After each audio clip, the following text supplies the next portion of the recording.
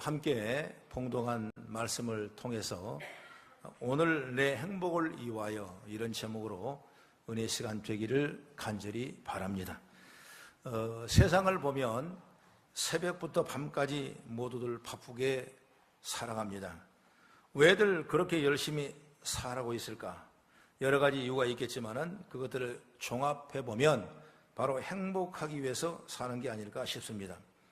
부자든 가난하든 그리고 건강하든 장애를 갖고 있든 누구라도 사람들은 다 행복해지기를 바라고 있는 것입니다. 그런데 행복에 대해서 제일 많이 하는 이야기가 뭐냐? 바로 성공이에요. 성공해야 행복하다. 또 행복 때문에 성공해야 된다. 바로 이런 의미가 되겠죠. 요즘 보도되는 기사들 중에 몇 가지 추리면 이런 게 있습니다. 유명 연예인, 그리고 성공한 검사들, 그리고 프로스포츠 스타들, 우리 사회에서 제법 성공했다고 여겨지는 사람들에게서 도박이나 성폭행 등으로 사회적인 물의를 일으키는 경우가 종종 있었습니다. 그리고 며칠 전에는 스포츠 해설가로 유명한 한 분이 여러 가지 고통을 당하면서 초라한 인생의 막을 내리고 목숨을 결단하는 그런 선택을 하는 모습을 봤습니다. 이들은 이런 사건이 있기 전에는 다른 사람의 선망이 분명한 대상이 되었을 것입니다. 그런데 그들에게 이런 보도가 나오면 그들에 대한 선망도 하루아침에 비난으로 바뀌어지는 게 사실인 것입니다. 그 당사자야 그 비참함은 이루 말할 수 없을 것입니다. 제법 성공했다고 하는 자들이 하루아침에 이렇게 비난의 대상이 되는 것을 보면서 저는 이런 생각을 해봅니다. 저들은 행복했었을까? 진정 행복했었더라면 저런 비난을 받는 자리까지 떨어지지 않지 않았을까? 이런 생각을 해봅니다. 이런 질문을 해보면서 내려지는 결론은 행복에 대한 철학이 없기 때문에 성공했다는 사람들도 하루아침에 무너져버리고 제로로 되는 것을 보게 되는 것입니다. 그리고 그들의 성공을 위해서 잠시 접었던 행복들도 모두 다 물거품을 하는 결론을 이르게 되는 것입니다. 오히려 저들이 어려서부터 행복에 대한 나름대로 철학이 있었다면 아마 결론은 다르지 아니했을까? 이런 생각을 조심스럽게 해보는 것입니다. 여러분, 이처럼 믿는 자들은 기독교다운 행복에 대한 철학이 있어야 한다고 저는 반드시 말씀을 드리고 싶습니다. 오늘 행복이란 뭡니까? 몸과 마음이 흐뭇하고 만족하며 부족함이나 불만이 없는 것을 행복이라고 사전은 정의하고 있습니다. 모세는 이스라엘 백성을 말할 때 신명기 33장 29절에 너희가 하나님을 구원을 받기 때문에 너는 행복자로다 이렇게 말씀하고 있습니다. 오늘 본문에 말하는 13절의 말씀에도 내가 오늘 내 행복을 위하여 내게 명하는 여호와의 명령 규례를 라는 말이 나오고 분명히 말씀할 때 내 행복을 위하여 이렇게 증거하고 있는 것입니다. 사실 성경은 행복에 대해서 많은 이야기를 하는데 우리는 그것을 소홀하게 보는 것 같아요. 오늘 그래서 본문에 비춰서 저는 성도가 가져야 될 행복에 대한 철학으로 이것은 반드시 해야 된다. 행복을 나누고 행복을 보고 행복을 우리 가운데 품는 믿음의 역사가 있기를 간절히 바랍니다. 그러고 첫째로 행복은 어떤 것이냐? 하나님을 사랑하고 하나님을 두려워하고 하나님을 잘 섬겨야 행복한 것이다. 이 말은 뭐냐면 하나님과 우리의 관계성을 얘기해 주는 것입니다. 아무리 내가 가진 것이 많이 있어도 하나님과 우리의 관계가 맞지 않으면 결론적으로 우리 삶에 행복할 수 없어요. 그냥 이기적이고 욕심적이고 나유익적으로 살아갈 수밖에 없는 것입니다.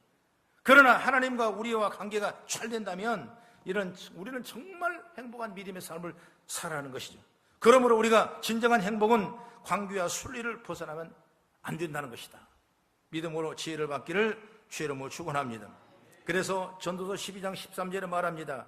이 일의 결국은 다 들었으니 하나님을 경외하고 그 명령을 지킬지어다. 이것이 모든 사람의 본분이라 말씀했습니다. 우리 하나님을 경외하고 하나님을 두려워하고 하나님을 사랑하고 하나님을 잘 섬기는 믿음의 지혜가 열리기를 주의 이름으로 축원합니다. 우리가 살아갈 때 하나님 앞에 관계가 순리대로 잘 뿐만 아니라 우리 인간의 관계도 마찬가지입니다. 잘 우리가 순리대로 하나님의 주장할 수 있는 그런 믿음의 삶이 되어지기를 간절히 바랍니다. 구약의 성경에 보면은 하나님께서 이스라엘 백성들이 왕을 세워달라고 그러니까 첫 번째 왕 사울 왕을 세워줬어요. 사울 왕은 얼마나 잘생겼습니까? 그리고 인물이 충분합니다. 그리고 이 지파별로 좋은 지파입니다. 그리고 사울 왕은 하나님 앞에서도 인정받을 만한 신앙을 가진 사람이 누구냐? 사울 왕이에요. 그런데 이게 문제가 뒤틀려지기 시작합니다. 누구 때문에 뒤틀려지기 시작하냐? 그 다윗이라는 청년 때문에 뒤틀리기 시작하는 거죠. 다윗은 어떻게 말합니까? 그는 하나님의 은혜를 많이 받은 자예요. 나라와 민족을 위해 싸운 자예요. 전쟁에 두려움이 많고 담대하게 나갔다는 자예요. 그리고 하나님을 인정하고 의지하고 모셔드리면서 어떤 일이라도 하나님이 함께 하신다, 이런 믿음을 가지고 나갔습니다. 그래서 다윗이 나가는 전투는 여러분 승리했어요. 그래서 블레셋 사람들이나 이방 나라 사람들이 어떤 얘기를 하냐? 다윗이 죽인 사람은 만만인데 사울이 죽인 사람은 1000밖에 안 된다, 이렇게 말씀합니다. 이걸 생각하는 사울 왕은 누굴 의식하게 되냐? 다윗을 의식하게 되는 것입니다. 그래서 다윗을 죽이려는 생각까지 가게 되고 질투의 화신이 나타나게 됩니다. 그래서 어떻게 하면 다윗을 죽일까? 식사 시간에 단창으로 죽이게 했지만 실패했습니다. 그리고 그가 도망 다닐 때 군대를 동원해서 다윗을 쫓았습니다. 결국 사울은 평생 다윗의 콤플렉스에 고생하다가 우리는 아는 얘기지만 비참하게 여러분 죽고 만 것입니다. 여러분, 사울에 대해서 그런 마음을 갖지 않는 다윗은 오히려 이스라엘의 진정한 왕이 됐습니다. 이렇게 다윗과 사울의 이야기만 보더라도 성경은 누군가를 끌어내리고 얻은 행복에 대해서는 조금도 긍정하지 않을 수 있는 것을 알 수 있는 것이죠. 그러므로 우리가 이런 믿음을 잘 생각해야 돼요. 남을 배려하고 남을 빌어주고 그런 믿음의 삶이 되기를 바랍니다. 우리가 사는 세상은 여러분 어떻습니까? 남이 죽어야 내가 사는 세상이에요. 다른 사람을 이기야만 자신이 성공할 수 있다고 생각합니다. 경쟁이라는 이름으로 우리는 암묵적 합의 속에서 치열하게 다른 누군가를 밟고 서려고 발버둥을 칩니다. 사실 그렇게 해서 얻은 것이 행복이 아닌데 말입니다. 누군가의 눈물을 바탕으로 세워진 행복은 그만큼 저주를 받고 서 있는 것과 다르지 않는 것입니다. 눈물을 흘리는 사람이 성공했다는 그 사람을 축복할 수 있겠냐 이것입니다. 하지만 세상은 그런 종류의 성공을 행복이라고 가르치고 있고 그렇게 되는 분위기를 조장해 나가고 있는 것입니다. 심지어 교회까지도 성공이라는 잣대를 가지고 돼서 큰 교회 목사님은 성공한 목사님이라고 생각하고 어렵고 힘들고 연약한 목사님은 성공하지 못한 일이라고 스스럼없이 얘기를 하는 것입니다. 여러분, 대부분 교회 주변의 교회를 희생시킨 결과로 큰 교회가 되게 되는 것이죠. 과연 여기에 행복이 있을까요? 세상에선 교회든 우리는 승자의 축복만 있을 뿐 그 승리 뒤에 뼈묻힌 한으로 울분을 사기는 자들의 분노가 있다는 것은 결코 행복할 수 없다는 겁니다. 그러므로 우리가 사람의 관계도 여러분 배려하고, 할렐루야, 그리고 하나님 관계도 잘 순리대로 순복해서 정말 우리 성도들이 어디 가서 무엇을 하든 어떤 환경에 처했든 행복한 믿음의 자로 반드시 세워지기를 주의 이름으로 축복합니다. 그리고 둘째로는 하나님의 위대하심을 생각하며 연약한 자를 사랑할 때 행복이 나오는 것입니다.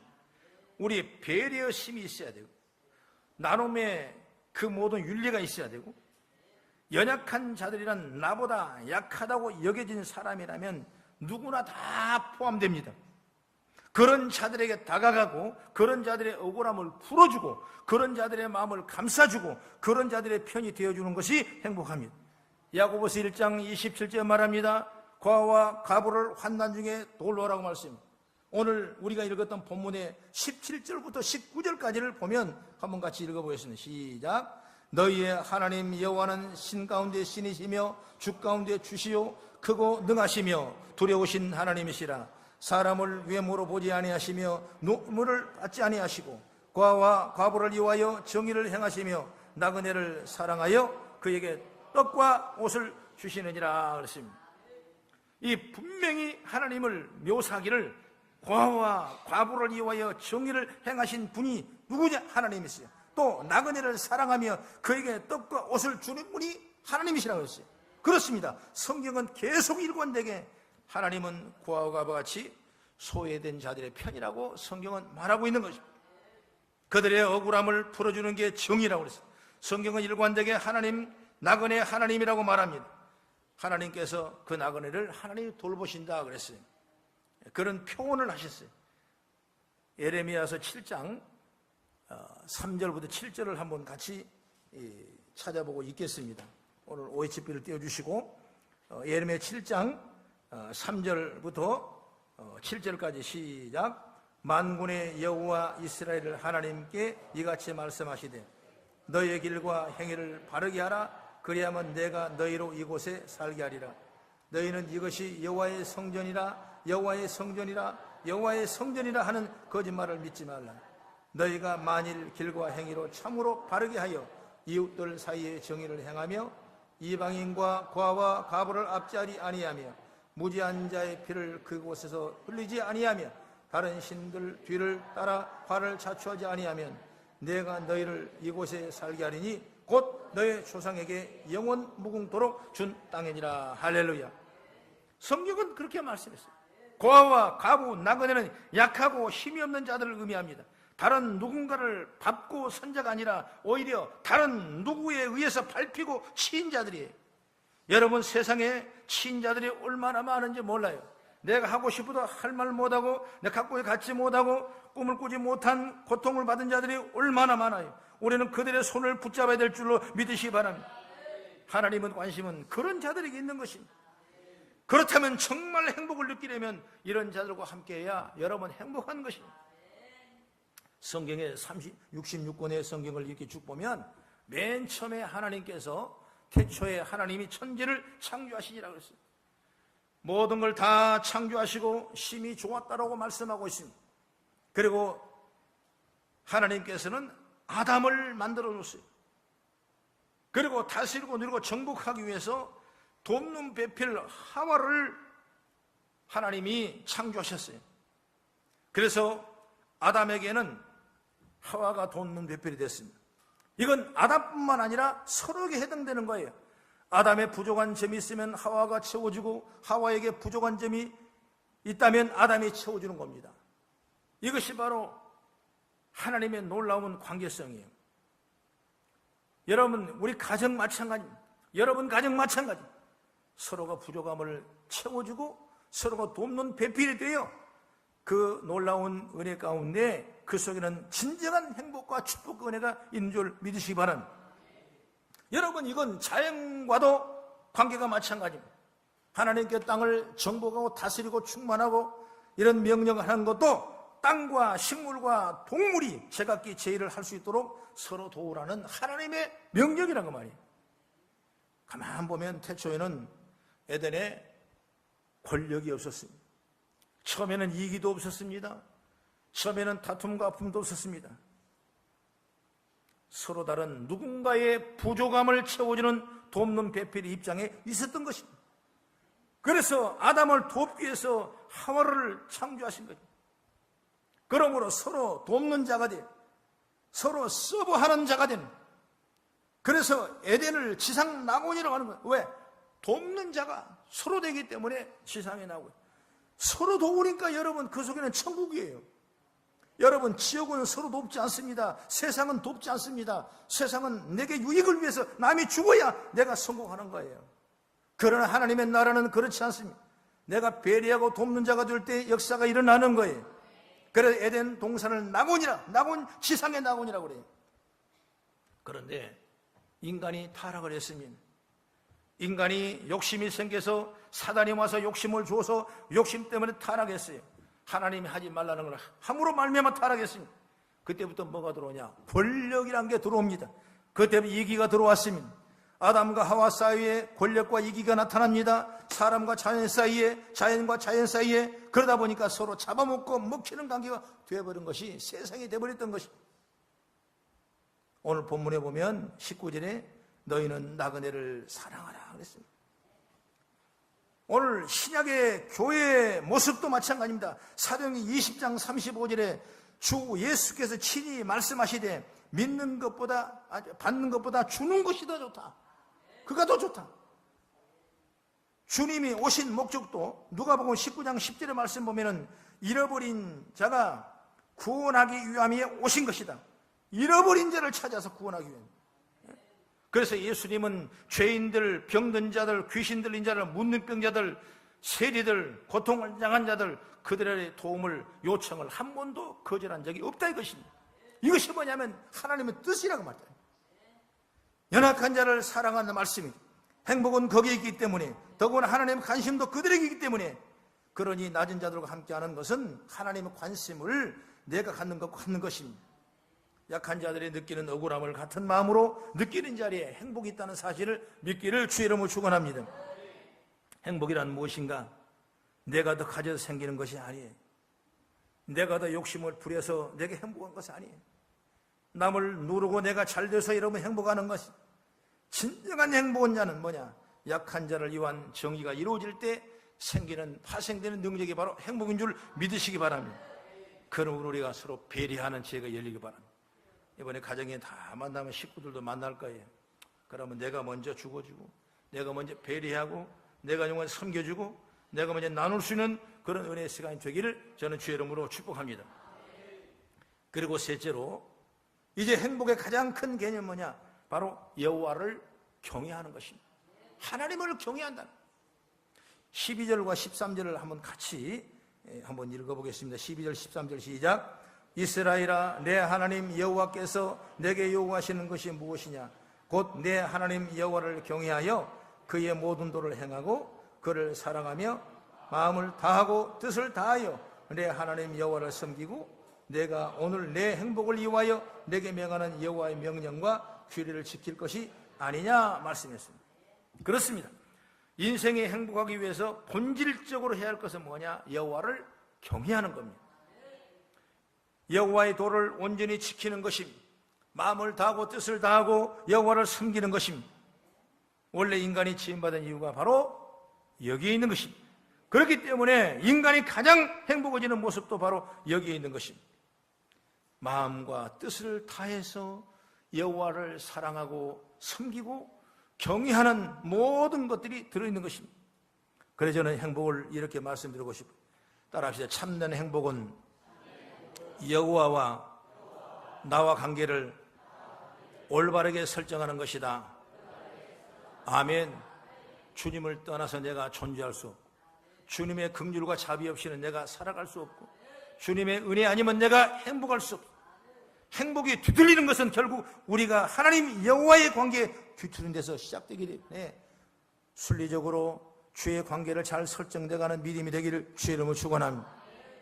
하나님이 나를 왜 지으셨습니까? 하나님 나를 왜 이 자리에 서게 했습니까? 하나님 나를 왜 이 직업을 갖게 했습니까? 하나님은 왜 나를 이 사람과 결혼하게 했습니까? 여러분, 하나님이 왜 나를 지으셨습니까? 행복하게 하시려고.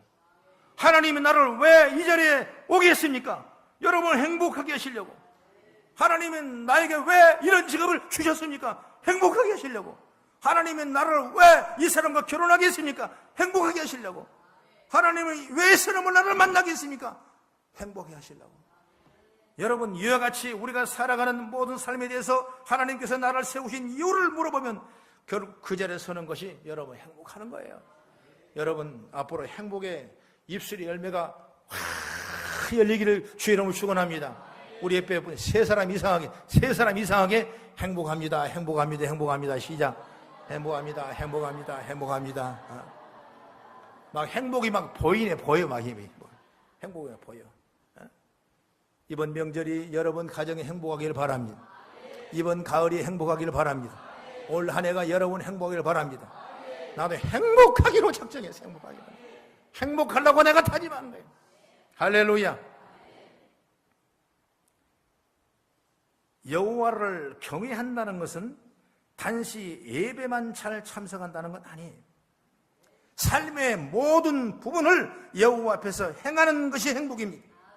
내가 살아가는 모든 여정을 내 이름으로 아니라 여호와의 이름으로 살아가는 것이 바로 행복합니다.